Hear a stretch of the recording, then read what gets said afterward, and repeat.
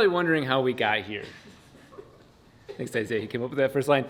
It is close to my birthday, and for my birthday, what I want is to have all the cars idling at once. Not in the shop, because that would probably be carbon monoxide death, but all of them run. It's just that the 3-rotor, we stole 2-3 parts off of, and we learned a lot while it was on the track. But we're going to go ahead and do minor updates to the car, get her fired up, and then fire up everything and just hear the sound of chaos as all the rotors rotate. The last time we had coolant overheating issues, so the radiator and the fans and everything, so we have better fans. I'm gonna redo these end tanks down here.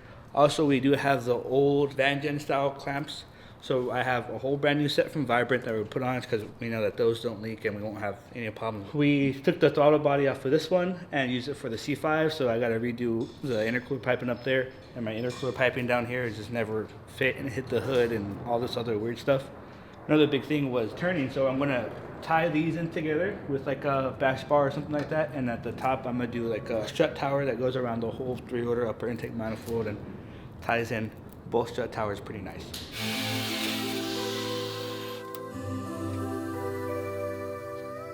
So these were the ones we got a long ago that were supposed to be brushless but weren't brushless. We're taking these guys off, which we're taking off with this guy because this was the whole fan shot for it. And this is some weird little controller up here. These are actual brushless fans, right?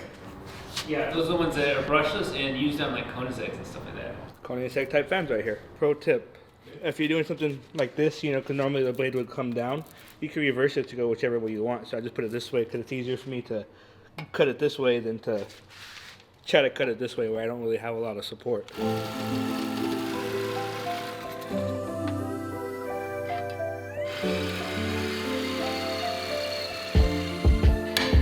And so since it was too low and you guys saw how it scraped up the bottom and, you know, messed up all aluminum and it just went through the whole sheet metal, I'm going to cut another row off of this. I think we cut a few off before because it was way lower. Just that way we for sure don't have any problems with it.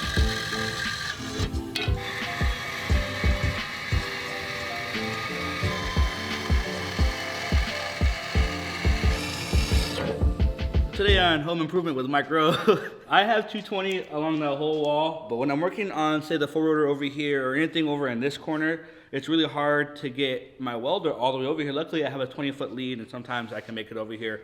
But when I need a weld on like that side of the car, it's just been impossible. So today's my limit. I'm finally putting a 220 plug right here. That way I could get to that half of the shop with ease. So this is the inside of the plug. Be very careful if you guys ever try to do anything like this, because this is very, very dangerous. I followed this all the way back to the power. I turned off, you know, the power to it. Double checked it because it's not working now, and it used to work. So if I plug those switches on. So when they did this, they actually took a plug off from over there. I forgot exactly what it was, but I've been having hanging wires over there that I just capped off. They were for a 3-phase. I don't know exactly what it's for. That's long ago, but I'm using the wire from there.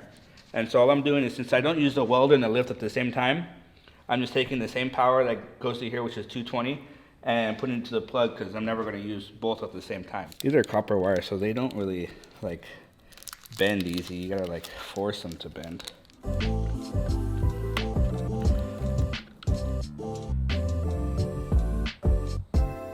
Now I just gotta put the cover on. All the wires are all in there properly. That's on there, and let's turn it on, and first we'll see if the lift still works, and if the lift still works, this is going to work.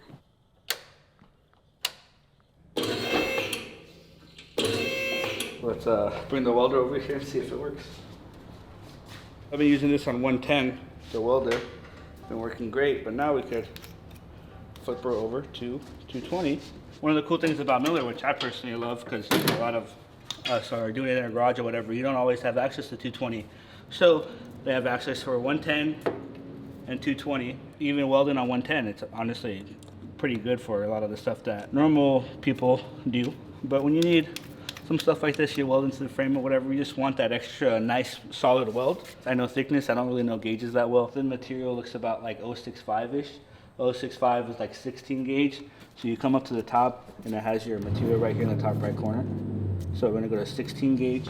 I'm using 25% carbon dioxide and a 75% argon mix. And if you come over here to the chart, we have 240 volt, which is what we're on right now. We have 120 volt, which is what I was talking about earlier, normal socket. 25% mix, 030 rod, come over here, 16 gauge is 15.8 volts. at 227 wire speed. And that's what you have right there. And from there you could adjust and do whatever after you do your welding. That's a really good starting point. And for the most part, like 90% of the time, that's like on point. So we have our gas flowing.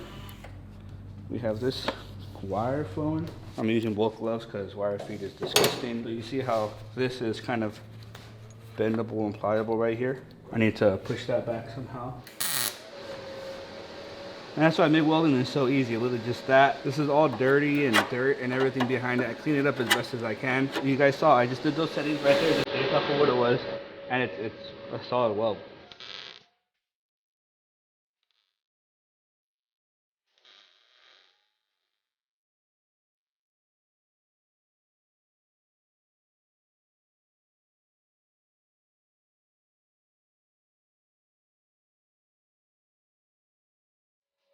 And see, it's the prettiest because it's all dirty and there's primer and paint and grease and man, who knows what the hell is on here.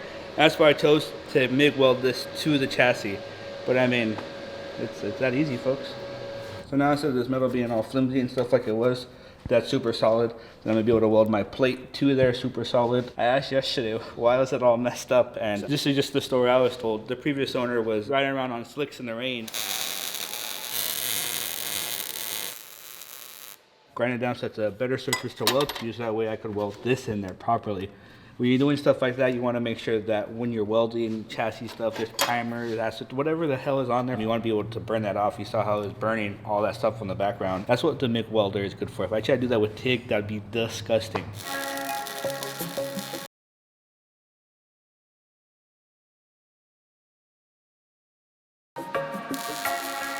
This one over here is going to come out really good, watch. But what's cool about the MIG welding stuff is you can see right here in this area how it's all ugly and stuff. That's because underneath there was paint. When you do it pretty hot, it kind of melts all the paint and you just kind of weld right over it. It's not really that big of a deal.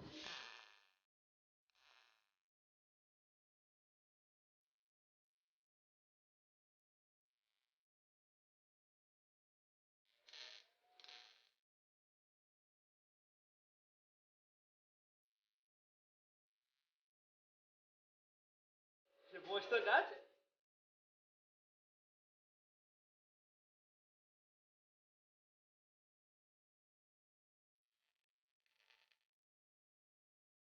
So I would like to do something fancy, but to be honest, there's nothing really fancy about this, you know, besides overcomplicating the bracket. So since this is all flimsy, like look at that, that does almost nothing. So I put these plates on, I made them come all the way up here so that way I can put this tube across.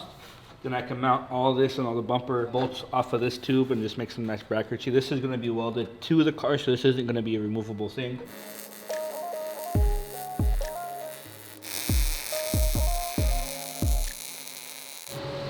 We're already taking the whole car.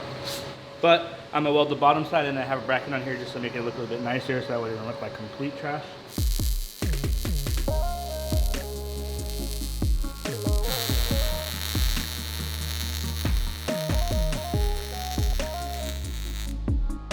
I'm going to TIG these pieces on just for strength and, you know, bracketry and triangulate it. It's really strong, but just that peace of mind.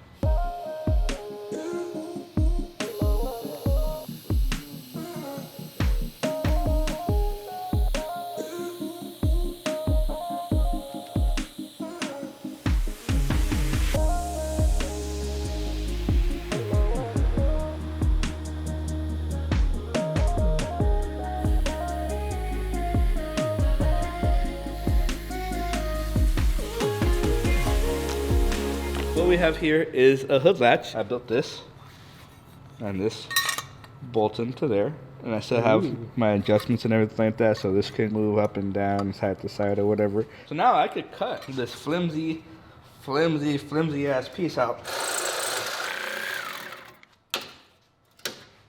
We'll go give this back to the previous owner. This is like the last remaining stronghold of the car. It's been beaten, twisted, bruised, but it's never given up on us. Now with this in, it allows me to bring the radiator up just a little bit.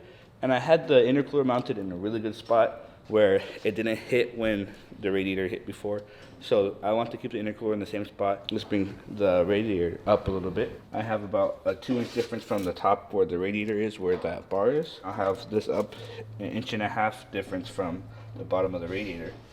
And I can start making my end tank. And this is what I have because the intercooler pipes go literally right through here. This guy's gonna go just like that. And all I did was take a 4-inch piece of aluminum tube, cut it in half, bend it up a little bit. All I'm gonna do is just tack it into here, so that way the intercooler pipe could go through this properly. Water flows through it. It's a lot better than how I had it before.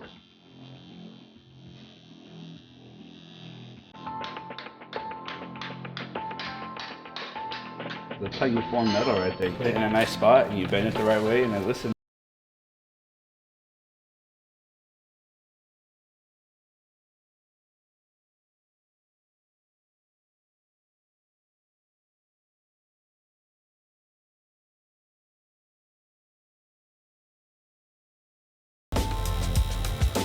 Weld this all nice on the inside and nobody will ever see this again. I'm welding the inside and I'm welding the outside. Just so that way I don't have any problems and I don't have to second guess anything and hopefully it doesn't leak.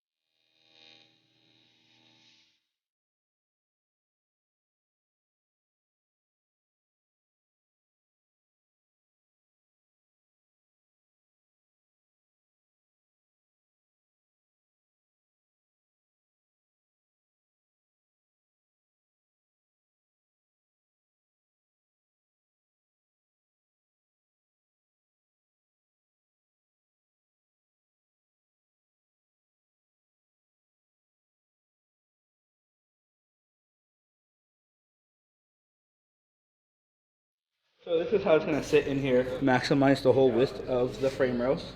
And look how much space I have now. I have room to build a nice fan shroud so that way I could get the most air out of here. The way I'm going to mount it, so on this side I believe it's like M8s and over here it's like M6s. I'm going to go over to McFadden to see if I could find like a solution for like rubber or something like that because it started to crack last time.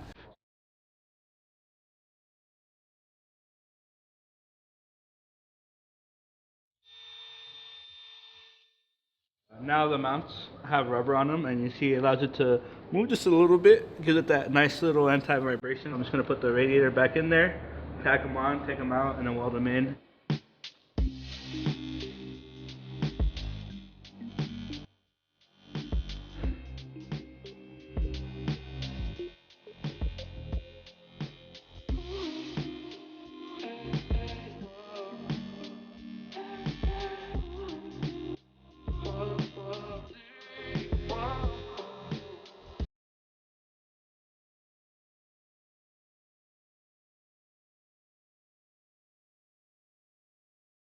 Well, it's 47 degrees here in the high desert, low desert. This is still for the coolant system.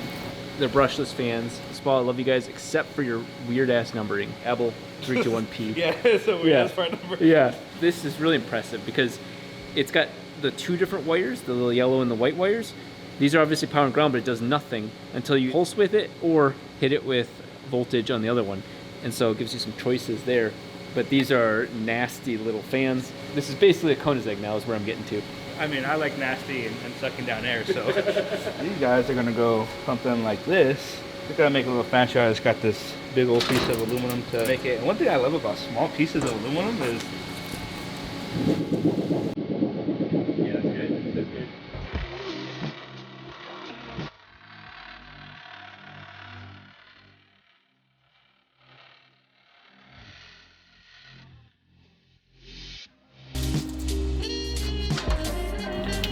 Perfect. So this is a box pan brake, and we definitely made a box or a pan if you turn it inside out. This is the same exact intercooler core as the last one. So the airflow on this thing is absolute garbage. The intercooler itself is working really, really well, but I just want better airflow. And these oil coolers were mounted way long ago, so I could move these over just a little bit, duct these better, and we know that these are the same ones on the C5, and the C5 oil cooling is amazing. So as long as I duct these and put fans behind them, they'll work out perfectly fine. And what I'm going to do is I'm going to try to get the intercooler pipe to come up at an angle and try to disperse the air in a better manner. Figure something out over here. The intercooler core is wider than the radiator core, so you want all the air to be sucked through the intercooler. And I need to plate this up here, but down here I have this plate that stops the air from going around the radiator. So these are just rubber tape that you kind of just put on there, and I kind of use that type of stuff for like ducting and stuff like that because it stops the airflow and it's just easier to use. We put the bumper kind of in place where it's supposed to be. Intercooler core is center to this. It looks nice. I have some room up here, but if we look into here, look at all this space for the oil cooler. So I could technically bring the oil cooler more over this way, or so that way it's duct better and I have more room for my intercooler pipe.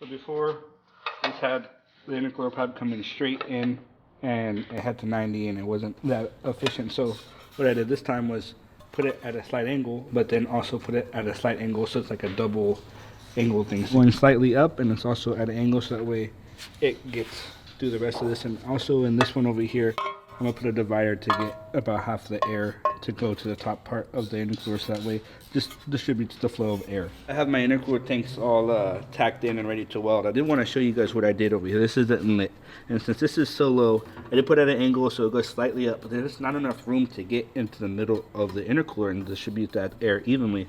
So what I did is I put a divider in here, and it bends and it comes back and it bends again, and so that way half of the air has to be forced to the top of this and the other half flows in there nicely. The outlet doesn't need that because outlet's just going out. This is just the inlet. This guy fits in there pretty nice.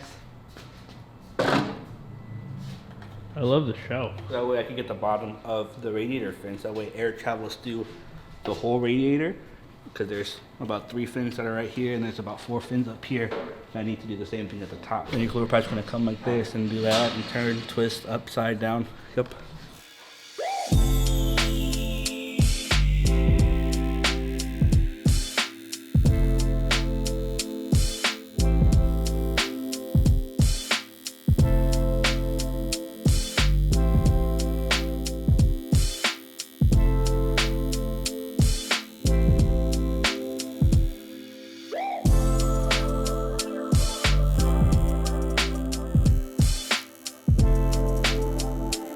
Testing the intercooler core. Just do this as a standard now. That way there's no second guessing, there's no nothing.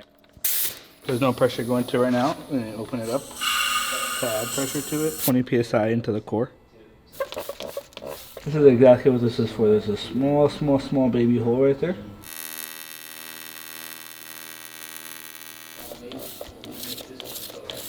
You need to spray all the welds. This is just soap and water, so it'll bubble up if there's any air coming out. Now she's good to go.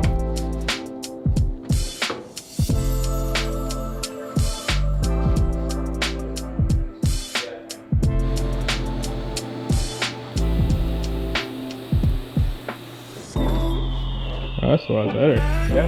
This is dash 20 with the nylon. It's like $90 each side, and then the hose is like $10 a foot. It's like 2 feet. It's regular.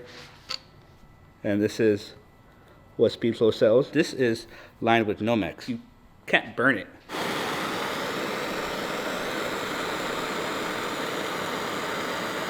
It's not even hot to the touch yet. Wow.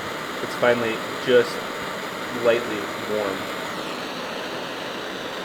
It's going to be a little crispy, but that doesn't stop the purpose of the hose. It's not going to fail the hose and stuff like that. Yeah, your hose isn't supposed to be in direct flame. And this is the China brand nylon braided stuff.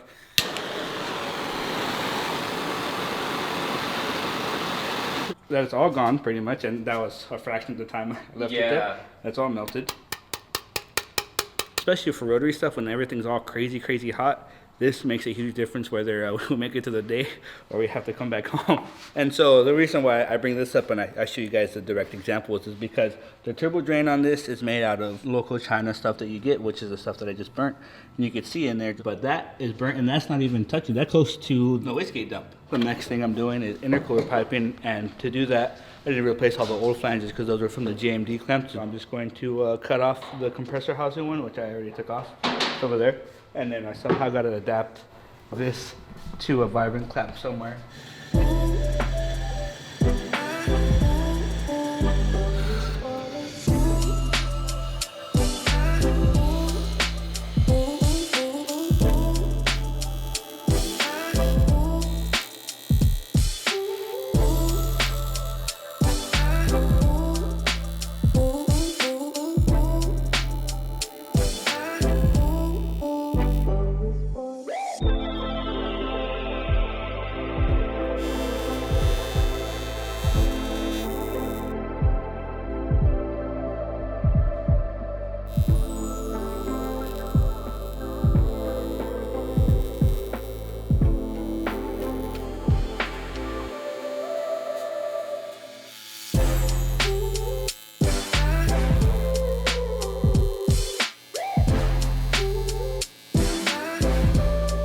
I'm going to turn these into intercooler pipe, and I'm doing aluminum because I ran out of titanium barrels for the vibrant clamps. I have my bottom intercooler pipe done, and I was going to mount that like I said before, or if I did not say before, I'm doing this like a 2-piece because to snake it through here and everything is kind of a pain in the ass.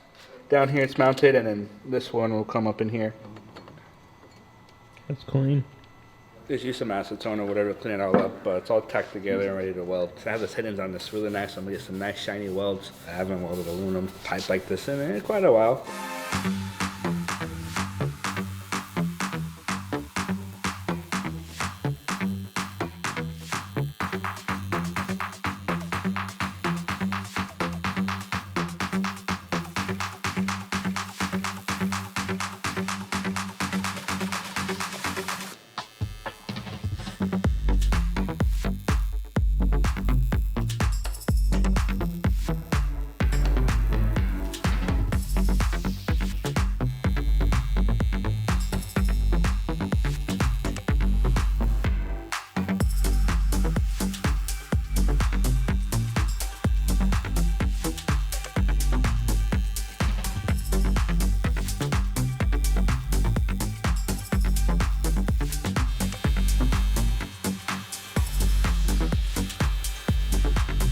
I'm excited for this. I've been working on the Cosworth all day, and the last couple days, well, he's been working on this. So this is my chance to see the intercooler pipes. I didn't know they sent you the good ones for this car. I like that it doesn't close on itself, so that way you always know it's open. You have to give it that. Yeah.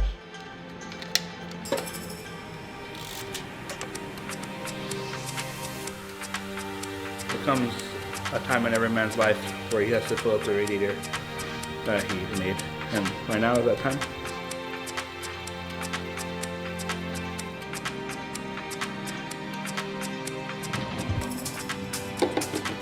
As you guys may know, especially you OG fans, this car is my heart. I love this thing. It's been 9 months since we fired this car up, and it's not, other than the small things, I shouldn't say small, they take about 3-4 weeks, but the things in the front to do, we've been so busy with the 4-rotor, IndyCar, the rotary vet kicking ass, that we just haven't been able to get this car left, so it's time to start it.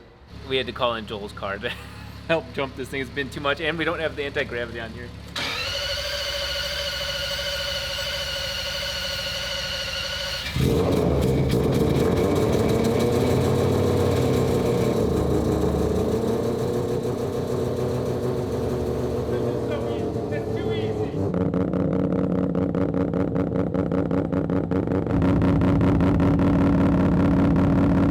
make the shot that you see at the very beginning, of course, that's the payoff for the end, we're gonna be using the wheels from the 4-rotor, not current set, but what I had on the car before we chopped it up back in 2016. They are very special to me. They're Advan Cruisers. There's one guy online that has been trying to buy them off me for years. Fans working, new tires are on, and I'm just gonna send it. I'm excited to see what the car will do.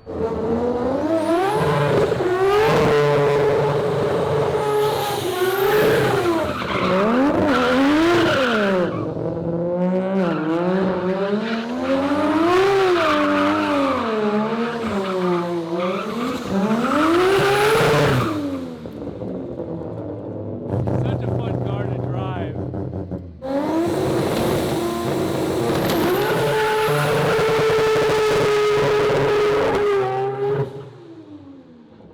Cool things I realized is this is the fun little launch I did, just burning out slowly down the back of the alleyway, and we got up to 180 degrees tire temperature, which is actually a good operating temperature. On the burnout, I had completely forgot that I had that sensor on, and you can see, oh, that's funny. There's a straight line there. What is that? As soon as I started going, it went up 370, 380, and then maxed out at 400, and it comes back down kind of quick.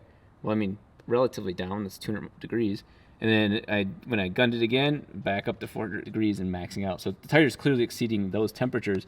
But how cool to actually measure tire temperature on accident.